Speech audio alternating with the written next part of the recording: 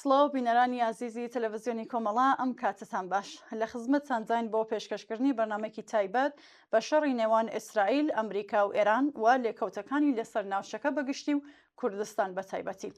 بۆ چاوپێکردنی ئەمابەتە و مژارە جاوامان کردووە لە زۆر بەڕێز کاک عەلی مەولود، چالاکی سیاسی تا ئامادەی ئەم بەرنامەیە بێت و لەسەر ئەم پرسانە چەند پرسیارێکی ئاراستە بکەین.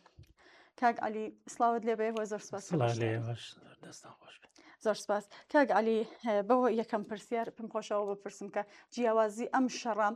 لەگەڵ شەڕی 12 ڕۆژە پێش و چییە؟ سڵاو بۆ بینەرانی بەڕێستان. سەرەتا پێم خۆشە بە بۆنەی 8 مارس ڕۆژی جیهانی ژنانەوە پیرۆزبایەکی گەرم بکەم لە ژنانی جیهان کە ئەمڕۆ ڕێکەوتی ئەو بۆنەیەیە و لە ژنانی ئێران و کوردستان. هەڵبەت کە ئەم پیرۆزباییە نە هەر تەنها لەبەرەوەی کە ڕۆژەکەمان ڕۆژی چاوپێکەوتنەکەمان ڕۆژی ڕێکەوتی 8 مارسە، بەڵکو لەبەرەوەی کە ژن لە ئێران و لە کوردستان وەکو بکەرێکی سیاسی نوێ هاتۆتە ناوەوە و کاریگەریی گەورەی داناوە بە دڵنیاییەوە کاریگەریی گەورەشی دەبێت. ئێمە لە شۆڕشی ژینادا شاهیدی ئەوەین کە ژنان بە جۆرێک ڕابرایەتی و پێشنگایەتی شەقامیان کرد و بە دڵنیاییەوە لەم ڕووداوانەی ئێستا و داهاتووشدا ژنان هەم ڕۆڵێکی سەرەکییان دەبێ و هەم ئەو دەستکەوتانەی کە بەدی دێن بەشێکی زۆری بۆ ژنان دەبێت بە بەڵگەی ئەوەی کە ژنان ڕەنگە زۆرترین ستەمیان لێکراوێت لە سای کۆماری ئیسلامی ئێراندا وەکو ئینسانی پلە دوو، وەکو ئەو تەبعیز و هەڵاواردنەی کە بەرامبەر بە ژنان لە یاسا و لە نۆرمە کۆمەڵایەتیەکاندا بووە بە شێوەیەک ژنانی کردووە لە ئاستێکی خواردتر لە پیاوان داناوە. بە دڵنیاییەوە هەر گۆڕانکاریەک لە کۆمەڵگەی ئێراندا لە دەسەڵاتی سیاسیدا لە پەیوەندی کۆمەڵایەتیەکاندا بەشێکی زۆری بەر ژنان دەکەوێت، دەبێت دەستکەوتێکی گەورە بۆ ژنان. بۆ بۆنەوە من جارێککە پیرۆزبایی لە ژنانی جیهان و لە ژنانی ئێران و کوردستان دەکەم. سەبارەت بە پرسیارەکەتان، ئەوەی کە جیاوازی لە نێوان شەڕی 12 ڕۆژەی لەگەڵ ئەم قۆناغی ئێستا کە ئەم شەڕێکی ئێستا لە ئارادای و بەڕێوە دەچێت، بە بڕوای من لە چەند لایەنێکەوە دەتوانین بڵێن جیاوازی جەوهەری هەیە. یەکێ لە جیاوازی هەرێک گرنگەکان گۆڕانکاریە لە کایەی سیاسیدا. لە شەڕی 12 ڕۆژەدا ئەتوانین بڵێن لانی کەم لە ڕوانگەی ئەمریکا و ئیسرائیلەوە تا ڕادەیەک ئەتوانین بڵێن شەڕێکی کاتی بوو، شەڕێک بوو بۆ ئەوەی کە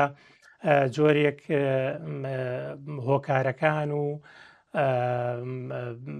با بڵین بنەماکانی ڕێکەوتنێک لەگەڵ کۆماری ئیسلامی ساز بکەن، یعنی زەمینە سازکردن بوو بۆ ڕێکەوتن و جۆرێک لە هۆشداری بوو بە کۆماری ئیسلامی بۆ ئەوەی کە ئێمە دەستمان پێت دەگاوە دەتوانین لە ئاستی جۆرا و جۆردا لە ڕووی سەربازیەوە گورچک بڕ بۆشێنین، بۆیە باشتر وایە کە بە جۆرێک ئەو خواستانی کە ئێمە هەمانە ڕێک بکەوی لەگەڵمان. بەڵام ڕاستەکەی کۆماری ئیسلامیان ئەم پەیامەی پێ نەگەیشت یان نەیتوانی ئەم پەیامە بخوێنێتەوە، نەیتوانی تی بگا یا باوەڕی پێی نەبوو. لەبەرەوە ئەم شەڕێکی ئێستا بەڕێوە دەچێ ڕاستەکەی لە ئاستێکی ئەتوانم بڵێم هەمیشەیی تردایە و لە ئاستێکی تونتردایە تا ئاستی ئەوە هاتووە، ینی لە ئەسەر ئاستێکی با بڵێن هۆشداری و وریاکردنەوە نەماوەتەوە، هاتووەتە سەر ئەوەی کە یەکەم کۆماری ئیسلامی تا ئاستی تەسلیم بوون یا تا ئاستی ڕوخان بەرێ و تا ئەو شوێنەی کە ئەمریکا پێویستی پێیەتی لە سازدانەوە و ڕێخستنەوەی ناوچەی ڕۆژهەڵاتی ناوەڕاستدا کەڵک لەم شەڕە لەگەڵ ئێران وەربگرێەوە لەگەڵ ئێران شەڕەکەی بەرێتە پێشەوە بۆ ئەوەی ئەو نەخشەیە کە بۆ ناوچەی ڕۆژهەڵاتی ناوەڕاست هەیەتی بە جۆرێک ساغی بکاتەوە بە قازانجی خۆی و کۆماری ئیسلامی بگەێنێتە ئاستێک کە یا لە ناو خۆیدا جۆرێک گۆڕانکاری جۆرێک ئاڵوگۆڕ بەدی بێنێ کە بتوانێت لەگەڵ خواستەکان و تموحاتی ئیمپریالیستی ئەمریکی بێتەوە و دڵنیایی زیاتر بە ئیسرائیل بدات لە ناوچەکەدا بۆ سیاسەتەکانی و ئەو نەخشانەی کە هەیەە زیاتر ڕێگای بۆ بکاتەوە یا ئەوە تا ئاستی ڕوخاندن و کۆتایی هێنان بەو نیزام و بەو سیستەمە و جێگرتنەوەی بە سیستەمێکی تر کێشەکان لەگەڵی بەرێتە پێشەوە. زۆر باشە. کاک عالی، گەڕی دووەمی شەڕی نێوان ئیسرائیل و ئەمریکا و ئێران زیاتر لە هەفتەیەک تێدەپەڕێت. بە بڕوای بەڕێستان ئەم شەڕە زیاتر درێژە دەکێشە یان کۆتایی پێبێت یا ئێران سازش دەکات؟ بە بڕوای من ئەمە پەیوەستە بە چەند خاڵێکەوە. یەکەم ئەوەی کە پەیوەستە بە ناوخۆی کۆماری ئیسلامیەوە، پێوەستە بە بڕیاری تارانەوە. ئەگەر لە ناو دەسەڵاتی ئیسلامی ئێراندا باڵێکی میانڕە و بە قەولی خۆیان یا باڵێک کە ئامادەیی هەبێ بۆ سازشکردن و ڕێکەوتن لەگەڵ ئەمریکا، ئامادەیی هەبێکە تەواوی داخوازیەکانی ئەمریکا جێبەجێ بکە، هەر لە کۆتایی هێنان بە چەکی هەستەیی، هەر لە کۆتایی هێنان بە جۆرێک مەسەلەن لابردن و نەهێشتنی موشەکە بالیستیەکان، هەر لە کورتکردنەوەی دەستی کۆماری ئیسلامی، دەسەڵگرتنی کۆماری ئیسلامی لە ناوچە نفوزەکانی لە وڵاتانی لوبناان و فەڵەستین و عێراق و وڵاتانی عەرەبی دەوروبەری. ئەگەر ئەمە بێ بە دڵنیاییەوە شەڕەکە کورتخایەن دەبێ بۆ بە لەوانەیە بە جۆرێک لە ڕێککەوتن لەگەڵ ئەمریکا و ئیسرائیل کۆتایی پێبێ. بەڵام ئەگەر تونڕەوەکان لەسەر کار بمێننەوە کە ئەگەری زۆری هەیە ئەمەیان بێ، ئەمەیان ئەرجەحێتی زیاتری هەیە، درێژە بە جۆرێک درێژە بەم عینادی و بەم شەڕە دەدەن، ئامادەنین لەگەڵ کۆماری ئیسلامی ڕێکەون، ئامادەنین دەست لە دەستکێشەکانیان لە ناوچەکەیە هەڵگرن، ئامادەنین دەست لە چەکەکانیان و لە سیاسەتیان شل بکەن. بۆیە بە دڵنیاییەوە شەڕەکە درێژە دەکێشێەوە. بەڵام ئەمەیان ئەگەر ئەوەی پێشویان ئەگەر و شانسیمانەوە بۆ جمهوری ئیسلامی بە جۆرێک لە جۆرەکان دێنێتە پێشەوە، بەڵام ئەمەیان شانسی ڕوخاندنی زیاتر دەکات. و لەلایەکی تریشەوە بە بڕای من پەیوەستە بەوەی کە ئەم شەڕە تا چەند ئامانجەکانی ئەمریکا و ئیسرائیل لە ناوچەکەدا جێبەجێ دەکات. بە بڕای من ئێستا شەڕ لەگەڵ ئێران ینی واوەترە لە شەڕێکی سەربازی، شەڕی موشک و ئاسمان و واوەتریشە لە شەڕی نێوان ئەمریکا و ئێران. بە بڕای من بە معنایەک شەڕی ئەمریکایە بۆ ینی بە جۆرێک سوودوەرگرتن لە شەڕ لەگەڵ کۆماری ئیسلامی و لەگەڵ ئێران بۆ چوونە پێشەوەی نەخشەی ئەمریکا لە ناوچەکە ناوچەی ڕۆژهەڵاتی ناوەڕاستدا. دیارە بەستەجی بەوە هەیە کە ئەم نەخشەیە تا چەند دەڕاتە پێشەوە، تا ئەو شوێنەی کە ئەمریکا پێی وایە پێویستی بە شەڕ لەگەڵ ئێران هەیە، تا ئەو شوێنی دەگەڕێتەوە بە ئەمریکا و ئیسرائیلەوە، تا ئەو جێگایی کە پێیان وایە پێویستیان بە شەڕی ئێران هەیە لە جێبەجێکردنی نەخشەکەیان لە ناوچەکەدا. بە بڕای من درێژە بە شەڕەکە دەدەن. کاک عالی، زۆر سپاس. هەر پێم خۆشە لە درێژەی قسەکانی بەڕێستانە پرسیارێک بپرسم، ئەویش ئەوەی کە باسی لێکەوتە و ئاسەواری ئەم شەڕە لەسەر وڵاتانی ناوچەکە بکەین و بە تایبەتی کوردستانیش. بە بڕوای بەڕێستان ئاسەواری ئەم شەڕە چی دەبێت؟ ڕاستیەکەی ئەم شەڕێکی ئیقلیمگیرە، شەڕێکە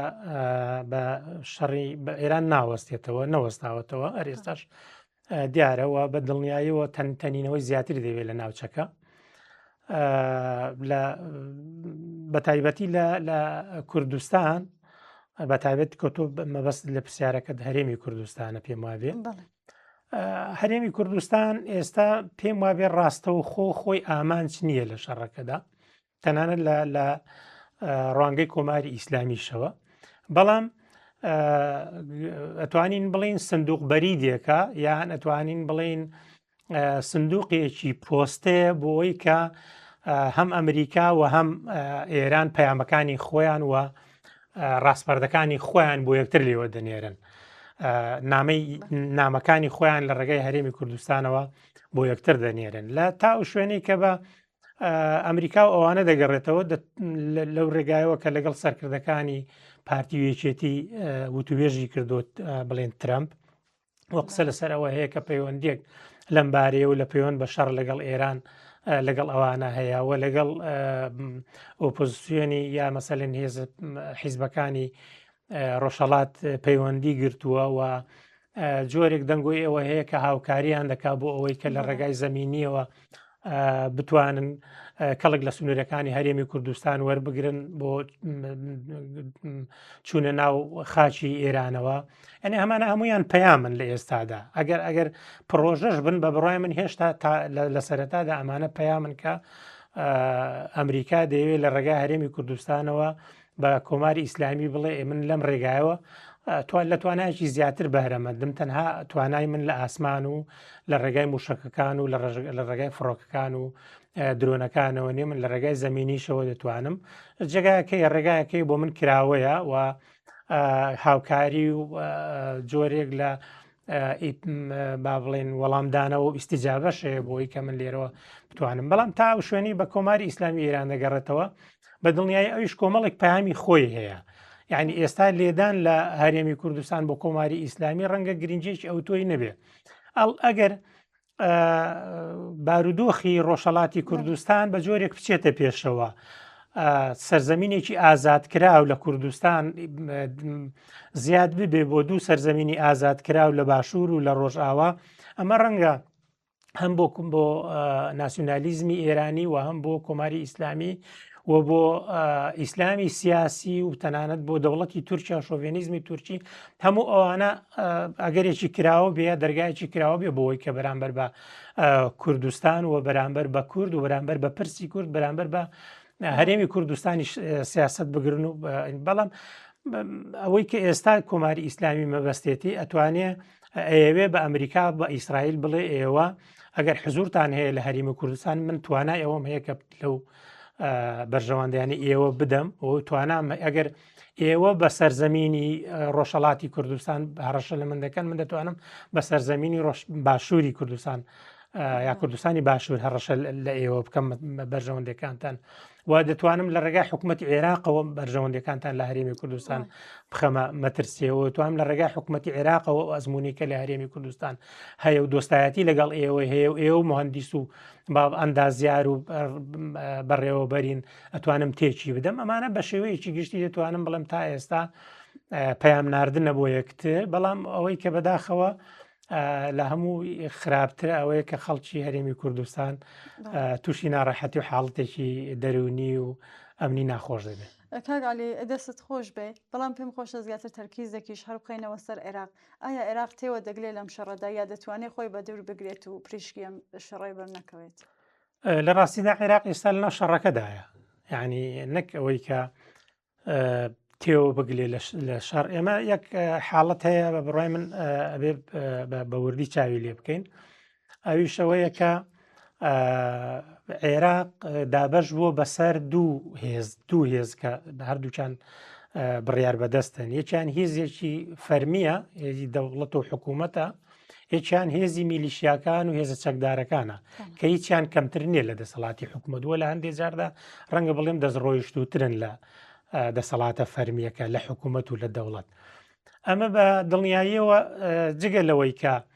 لایەنەکانی شەڕ چ ئەمریکا چ ئێران خۆیان ئامانزدارانە دەیانەوێ وەکو هەر شوێنێکی تروە زیاتر لە وڵاتەکانی تر عێراق تێوە بگلێنن لەم شەڕە بەڵام لە ناو خودی عێراقیشدا هێزگەلێک هەن کە دەیانوێت خۆیان ئارەزوومەندانە بێنە ناو شەڕەکەەوە خۆیان بە بەشێک لە شەڕەکە پێناسە دەکەن خۆیان بە تایبەتی میلیشیاکان ڕاستەوخۆ هەڵوێستی پشتیوانی لە کۆماری ئیسلامیان ڕاگەیاندووە و ڕاستەوخۆ شەڕیان ڕاگەیاندەوە بەرامبەر بە ئەمریکا و بەرامبەر بە ئیسرائیل تەنانەت مەسەڵەن ئیسلامی سیاسیش تا ڕادێکی زۆر بێزگە لە میلیشیاکان کە خۆیانش بەشێکن هەر لەم ڕەوەندە جۆرێک شەڕیان ڕاگەیاندووە لە بەرامبەر بۆیە بە هەموو شێوەیەک عێراق خۆی ڕاستەوخۆ لە ناو شەڕەکەدایە بەڵام ئەگەری تەنینەوەی زیاتری هەیە ئەگەری قوڵبوونەوەی زیاتری هەیە ئەم بەشداریکردنە کە ئەوەش بە دڵنیاییەوە ژێرخانی ئابووری ئەم وڵاتە کاتە ئامانج و ناڕەحەتی و موسیبەت و قەیرانێکی گەورەی ئابووری و سیاسی لە کۆمەڵگەی عێراقا دروست دەبێت بەداخەوە دیسانی ئەویش پڕیشکەکەی بە شێوەیەکی تون بە هەرێمی کوردستان دەکەوێت. زۆر سپاس کاگالی پێم خۆشە لەم قۆناغەدا ڕای بەڕێستان سەبارەت بە ئەرکی هێزە سیاسیەکانی ڕۆژهەڵاتی کوردستان بزانم کە ئەگەر دەرفەتێک بخۆلکرێت ئەم دەرفەتە بخۆزنەوە و کەمترین زیانی گیانی و مادی بەر گەلی کوردستان بکەوێت. باسی دەرفەتت کرد بە دڵنیاییەوە کە زۆر کەس وەکو دەرفەتێک دۆخی ئێستا دەبینن و لە ڕاستیژا دەکرێت دەرفەتێک بێ، بەڵام ئێمە ئەومان لەبەر چاو پێکە ئەو دۆخی کە هاتووتە پێشەوە هەم دەتوانێت بەبارە ئەرێنیەکەی خەڵکی کورد یا کوردستان کەڵکی لێوەربگرن و هێزە سیاسیە کوردیەکان لەسەر ئاستێکی فراوانتری ناوچەی و لەسەر ئاستی ئێرانیش لە کوردستانی ڕۆژهەڵات کەڵکی لێوەربگرن و دەستکەوتی تا ڕادەیەکی باش بۆ خەڵکی کوردستان بەدەستبێنێ یا بۆ کورد بەدیبێنێ کە ئەمە پێم وابێ ئاواتی زۆرینەی خەڵکە، بەڵام بەبارەکەی تریشە بەبارە نەرێنیەکە شابە بڕوای من هەر دروستە، ینی ئەم دۆخی کە هاتوۆتە پێشەوە دەکرێت کە بە جۆرێک بڕاتە پێشەوە کە تەنانەت ئەو دەستکەوتانەی کە کوردیش تا ئێستا هەی بووە دیسان بکەوێتەوە سەرمێزی بڕیار لە سەردان جارێککە جارێککە ئەو دەستکەوتانە بە شوێنێک بگەن کە بە نمونە لە هەرێمی کوردستان و لە ڕۆژاواش جۆرێک نەیاری و دوژمنایەتی بۆ پەیدا ببێ کە بە ئاسانی نەتواندێ ئەوانە بپارێزرێ. سەبارەت بە ئەرکەکانی هێزە سیاسیەکانی ڕۆژهەڵات بە بڕوای من کۆمەڵێک خاڵ گرنگە، یەکێک لەو خاڵانەوە کە بە بڕوای من خاڵێکی زۆر لە پێشینەیە لە چاو خاڵەکانی تر ئەوەیە کە نەک هەر بەشدار نەبین یان بەشدار نەبین لەوەی کە کۆمەڵگەی کوردستان پاڵ پێوە بنین بۆ ناو ئەو ئاگری شەڕا، تەنانەت چەندی بۆمان دەکرێت ئێمە بتوانین کوردستان بپارێزین لەو شەڕا، خەڵکی کوردستان بپارێزین لەو شەڕا، ینی شەڕێکە کە ئێمە پێمان بەبەر چاومانەوە بینین کە ڕۆژ بە ڕۆژ تونتر دەبێت، ژیانی خەڵکی تا ڕادەیەکی زۆر تێک داوە، قەیرانی ئابووری دروست کردووە، بێکاری دروست کردووە، برسێتی دروست کردووە، نەبوونی پێداویستەکانی ژیانی دروست کردووە، نەبوونی ئەمنیەت و کێشەی ئەمنی دروست کردووە، ڕۆژ بە ڕۆژ ئەمە زیاد دەکات، یعنی لێکێ لەو ئەرکە ئەساسیانەی کە ئەگەر لێم قبول بکەن هێزەکانی هێزە سیاسیەکانی ڕۆژهەڵات ئەوەیە کە نەکرد خۆیان هۆکارێک نەبن بۆ پاڵپێوەنانی خەڵکی کوردستان یا کوردستان بە هیچ ناوێکەوە بۆ ناوەم ئاگری شەڕا کە شەڕێکە ڕاستیەکەی نە ئێمە بەشێک بووین نە بڕیارمان لە سەرداوە نە بەرژەوەندیمان تێدا هەیە، بەرژەوەندیەکان لە شوێنێکی تر و بڕیارەکان لە شوێنێکی ترەون و بەرحاڵ دەست و دامێنی ئێمەی گرتووە و ئێمە تێوەگلاوین لە ئەو شەڕا. وەکوتم نەکەر ئێمە خۆمان هۆکارێک نەبین بۆ نزیک بوونەوە لەم ئاگرە، بەڵکو چەند بۆمان دەکرێت خەڵک لەم ئاگرە پارێزین، چەند بۆمان دەکرێت بەرنمەیەکی حەکیمانە بتوانین خەڵک زیانەکانی خەڵک لەم شەڕەدا کەم بکەینەوە. خاڵێکی تر ئەوەیە کە هێزە سیاسیەکان بتوانن جۆرێک لە یەکێتیەک دروستکەن، هاوڕاییەک دروستکەن، هەماهەنگیەک دروستکەن کە ئەمەش ڕەنگە لە سیاسەتا زۆر جار پێ دەڵێن پارلەمانی سێبەر یا مەسەلەن ئەنجومەنێکی ڕاوێژکاری نیشتیمانی. هەڵبەتا من دەمەوێت لێرە ئاماژە بەوە بکەم کە بە هیچ شێوەیەک ئەوەی کەم باسی دەکەم بە مانای بەرەی کوردستانی نییە، دروستکردنی بەرەی کوردستانی حیزبە سیاسیەکان نییە. ئەم با بڵین ئەزمموی ئێمە لە کوردستانی باشوورە هەمانە، یعنی لە باشوورە لە بینی هێزە سیاسیەکان هەمانە کە ڕاستەکەی کۆمەڵێک لە ڕواڵەتدا ڕەنگە دڵخۆشکەر بوو بێ و پیان وا ببێت کە هێزەکانی یەخستووە، بەڵام لە ناوەرۆکدا و لە درێژماوەدا ڕاستەکەی زەرری زۆری گەیاندووە، زەرری ئەوەی گەیاندووە کە هێزە بچووکەکانی بە جۆرێک کردوتە پاشکۆی هێزە گەورەکان، ئیرادەی لێ سەلب کردوون و دووهەم دەسەڵاتی گۆڕێەوە بۆ دەسەڵاتێکی حیزبی لە جیاتی دەسەڵاتێکی سیاسی شعبی دەسەڵاتێکی حیزبی بنیادناوە کە ئێمە ئێستا ئەنجامەکەی لە هەرێمی کوردستان دەبینی کە بەداخە ئاسەوارێکی زۆر خراپی هەیە و ئەمە ئەگەر واوەتر نەچێت لە یەکگرتنی حیزبەکان و ئەگەر خەڵکی ئێران هێزە سیاسیەکانی ئێران نەکەری حیزبە سیاسیەکان مەبەستم ئەو نیهاد و ڕێکخراوە کۆمەڵایەتیانەیە کە لە ناو ئێراندا هەم چالاکی دەکەن ئەو گەنجانەیە کە مەسەلەن ساڵەهای ساڵە لە ڕاستەوخۆ لەگەڵ کۆماری ئیسلامی ئێران لە بەرەنگاری و لە شەڕدان لە ململانێدان لە بەڕێوەبردننی باڵین سیاست و ئامانجی سیاسی خۆیاندان ئەمە بە بڕای من ئەبێ ئەمانەش بەشێک بن لەو ئەنجومەنە ڕاوێژکاریە ینی ناکرێ هێزە کۆمەڵایەتەکانی ئێران بە بڕای من بابەتی ئەساسی هێزە کۆمەڵایەتەکان یا خەپ لەباری کۆمەڵایەتی و لەناو خۆی ئێران یا ڕۆژهەڵاتەوە ئەبڕدرێتەوە نەک لە دەرەوەی سنوورەکان بە بڕای من کورتکردنەوەی ئەم یەکێتی و هەماهەنگیە کورتکردنەوەی ئەم ئەنجومەنی ڕاوێژکاری نیشتیمانیە لە حیزبە سیاسیەکان و لە دەرەوەی ئێرانە بە بڕای من ئەمە خۆی ڕاستەوخۆ بێ بە زەربەیەک لە خودی پرۆسەی خەبات و تێکۆشانی خەڵکی ڕۆژهەڵات بۆ ڕزگار بوون لە چنگاڵی کۆماری ئیسلامی بۆیە ئەم ئەنجومەنە پێویستە کە هەموو لایەنەکانی تیاابێ هەم لایەنی مەدەنی و کۆمەڵاتی و هەم لایەنە سیاسیەکان و لە خاڵێکی ترەوەیە کە لەسەر بەرنمەیەک لەسەر پلتفۆرمێک لەسەر وەرەقە عملێک لەسەر بەرنمەیەکی کار ڕێک بکەون یا بەرنمەیەکی کاریان هەبێت کە هەر کەس لە جێگای خۆیەوە کار نەکا یعنی بە جۆرێک بەرنامە عملێکە بێکە بە شێوەیەکی گشتی کاری لەسەر بکەن و جوڵانەوەی سیاسی کوردستان بە شێوەیەکی گشتی یەکدەنگ و هاوهاڵوێز دەرکەوێت لە بەرامبەر ڕووداوەکانە لە بەرامبەر ئاڵوگۆڕە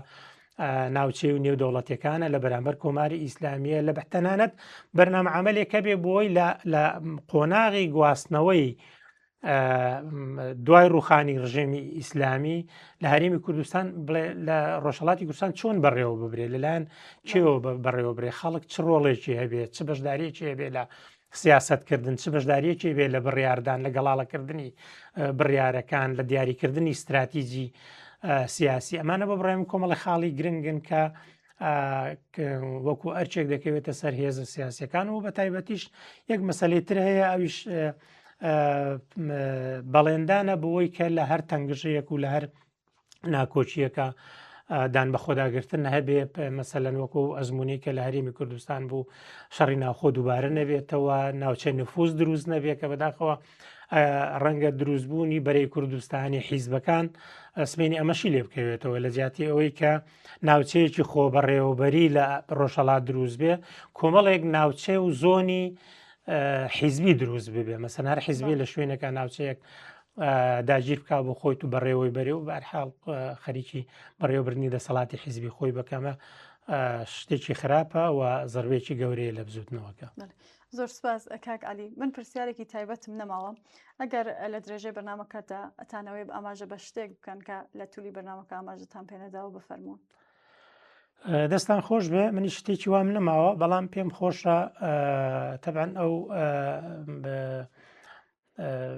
بەرەی کە لە ڕۆژهەڵات پێکات و لەلایەن کۆمەڵە حیزبەوە پێم وابێ حیزبی کۆمونیستی ئێران و کۆمەڵی سازمانی کوردستانی حیزبی کۆمونیستی ئێرانتیانە و من بەشێکی زۆر لە ئەو ڕوونکردنەوە و ڕاگەیاندن و لێکدانەوانەی کۆمەڵەم بینیوە کە سەبارەت بۆ دۆخەهەیەتی هەرچەندە پێم وایە لە نزیک ماوەدا ڕەنگە جۆرێک هەم لەلایەن خەڵکی ئێران ڕۆژهەڵات مەبەستم و هەم لەلایەن دۆستەکانتانەوە و هەم لەلایەن نێارەکانتانەوە جۆرێک فشار و ڕەخنە هەبێ بەوەی کە بۆچی لەو بەرەیدا بەشداری ناکەن بەڵام بە بڕای من لە درێژماوەدا بە دەلیلی ئەوەی کە ئەم هەڵوێستێکی دروستە و لە هەستکردن بە بەرپرسیارەتێکی قوڵەوە هاتووە بە تایبەتی سەبارەت بە چارەنووسی خەڵک لە ڕۆژهەڵات و سەبارەت بە پاراستنی ژیانی خەڵک لە ڕۆژهەڵات بۆی بە بڕای من لە درێژماوەدا ڕەنگە جێگای ستایش و قەدردانی